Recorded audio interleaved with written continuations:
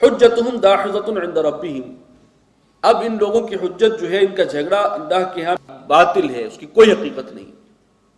وعلیہم غضب، اور ان پر اللہ کا غضب ہے، ولہم عذاب شدید، اور ان کے لیے سخت عذاب ہے۔ اللہ الذی انزل الکتاب بالحق والمیزان، اللہ وہ ہے کہ جس نے اتاری ہے کتاب حق کے ساتھ، یہ فیصلہ کن کلام ہے، اور ایک اور چیز بھی اتار دی ہے، والمیزان، میزان بھی اتارا، ترازو بھی اتارا ہے۔ یہ ہے نظام عدل اجتماعی، جس میں اللہ کے حقوق، بندوں کے حقوق، آپس کے حقوق، وہ سب بالکل ان کا ہر اعتبار سے طے کر دیے گئے ہیں، عدل و انصاف کی بنیاد پر۔ اس میں یہ نہیں ہو سکتا کہ کوئی ایک طبقہ جو ہے وہ استحصالی طبقہ بن جائے اور دوسرا جو ہے وہ بیچارہ اس کا خون چوسا جا رہا ہو اور معاشرہ دو حصوں میں بٹ جائے۔ عدل، انصاف، توازن۔ وما يدريك لعل الساعة قریب، اور تمہیں کیا معلوم کہ شاید قیامت قریب ہی ہو۔ يستعجل بها الذين لا يؤمنون بها، اس قیامت کے لیے جلدی کرتے ہیں وہ لوگ جو اس پر ایمان نہیں رکھتے۔ والذین آمنوا مشفقون منها، اور جو صاحب ایمان ہیں وہ اس سے ڈرتے رہتے ہیں، اس دنیا میں رہتے ہوئے کانپتے رہتے ہیں اس دن کے خیال سے۔ وَيَعْلَمُونَ أَنَّهَا الْحَقُّ، اور وہ جانتے ہیں کہ وہ حق ہے، شدنی ہے، یقینی ہے، قطعی ہے، وہ آ کر رہے گی۔ أَلَا إِنَّ الَّذِينَ يُمَارُونَ فِي السَّاعَةِ، آگاہ رہو کہ جو لوگ قیامت کے بارے میں جھگڑتے ہیں، جو اس میں شک و شبے کا اظہار کرتے ہیں، لفی ضلال بعید، وہ بہت دور کی گمراہی میں مبتلا ہیں۔ اللہ لطیف بعبادہ، اللہ بہت مہربان ہے، نرمی رکھ فرمانے والا ہے اپنے بندوں پر۔ یرزق من یشاء، وہ رزق عطا فرماتا ہے جس کو چاہتا ہے۔ وہو القوی العزیز، اور وہ قوی ہے، زور آور ہے، العزیز ہے، سب پر غالب ہے۔ من کان یرید حرث الآخرۃ نزد لہ فی حرثہ، جو کوئی آخرت کی کھیتی کا طلبگار بنتا ہے ہم اس کی کھیتی میں اضافہ فرماتے رہتے ہیں۔ یعنی جس نے آخرت کو مطلوب و مقصود بنایا اور وہاں کے لیے عمل کر رہا ہے، وہ عمل کر رہا ہے جن سے اس کا مستقبل سنور جائے، وہ نیک اعمال، تو ہم اس کی نیکیوں میں اضافہ کرتے رہتے ہیں، اس کی اجر کو بڑھاتے رہتے ہیں مسلسل۔ ومن کان یرید حرث الدنیا، اور جو دنیا کی کھیتی کا طالب ہے، بس وہ چاہتا ہے کہ میں یہیں کے لیے محنت کروں اور سارا فائدہ مجھے یہیں پر مل جائے، بینک بیلنس بھی بڑھ جائے اور ایسٹس بھی بڑھ جائیں، جائیداد بھی بڑھ جائے، ساری نظر اس کی اسی پر ہے اور ساری سوچ، ساری بھاگ دوڑ یہیں تک محدود ہے۔ نؤتہ منہا، ایسے شخص کو بھی ہم دے دیتے ہیں کچھ دنیا میں سے۔ ساری خواہشات تو پوری نہیں ہوتی، ساری امنگیں جو ہے وہ یہاں نہیں نکلتی، لیکن یہ کہ کچھ نہ کچھ اس کو دنیا میں سے ہم دے دیتے ہیں۔ وما لہ فی الآخرۃ من نصیب، لیکن آخرت میں ایسے شخص کا کوئی حصہ نہیں۔ ام لہم شرکاء شرعوا لہم من الدین، کیا ان کے کچھ شریک ایسے ہیں جن کو معبود بنائے بیٹھے ہیں کہ انہوں نے بھی راہ ڈالی ہو ان کے لیے دین کی، یعنی کوئی شریعت دی ہو، کوئی دین انہوں نے دیا ہو، کوئی نظام، کوئی عادل، کوئی میزان انہوں نے بھی عطا کی ہو، کوئی ہے ان کا ایسا معبود؟ ما لم یأذن بہ اللہ، کوئی ایسی میزان، کوئی ایسا دین، کوئی ایسی شریعت کہ جو اللہ نے جس کی اجازت نہ دی ہو، یعنی اللہ کی دی ہوئی شریعت سے کوئی الگ کوئی ہے ان کے معبودان نے ان کو جو اس طرح کا نظام پیش کیا ہو۔ ولولا کلمۃ الفصل، اور اگر فیصلے کی مدت طے نہ پا چکی ہوتی، لقضی بینہم، تو ان کا فیصلہ چکا دیا جاتا۔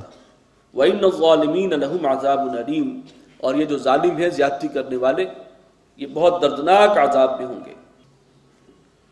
تری الظالمین مشفقین مما کسبوا، تم دیکھو کہ ان ظالموں کو، ان گناہگاروں کو، کہ ڈرتے ہوں گے اپنی اس کمائی کے نتیجے سے، یعنی قیامت کے دن۔ وَهُوَ وَاقِعٌ بِهِمْ، اور وہ جو ان کی کمائی کا جو عذاب ہے وہ ان پر واقع ہو کر رہے گا۔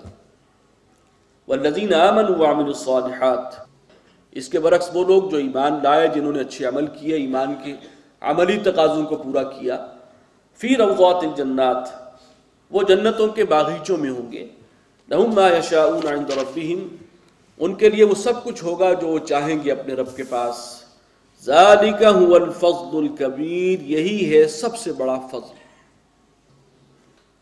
فضل ہوا ان لوگوں پر جو جنت کے مستحق قرار پائے، یہ اللہ کا فضل ہے، یہ سب سے بڑا فضل ہے۔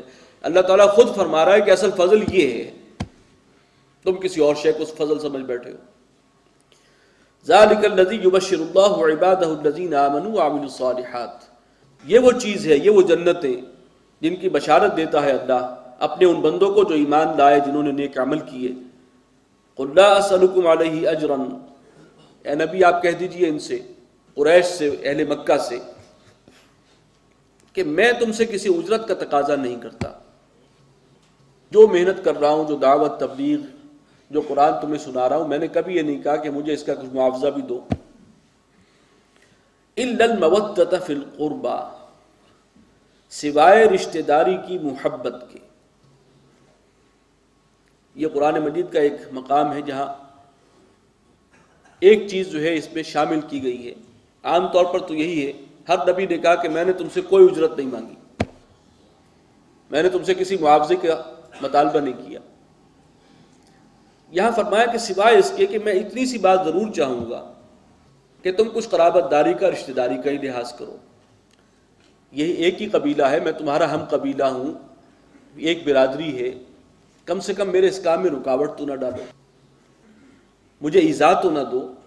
وہ جو قبیلوں میں باہمی ایک دوسرے کا لحاظ رکھا جاتا ہے، اور قبائلی زندگی میں تو یہ بھی ہوتا ہے، آپ کو معلوم ہے کہ معلوم بھی ہو کہ یہ شخص جو ہے یہ حق پر نہیں ہے، یا کسی بھی معاملے میں کوئی مقدمہ ہے، اپنے قبیلے کا ایک شخص ہے اور ایک کسی اور قبیلے کا ہے، پتہ بھی ہو کہ جو ہمارے قبیلے کا شخص ہے یہ غلط ہے اپنی جگہ پر، تب بھی اس قبائلی عصبیت میں سارے اسی کا ساتھ دیتے تھے، اس لیے کہ ہمارا قبیلہ، یہ ہمارا ہم قبیلہ ہے۔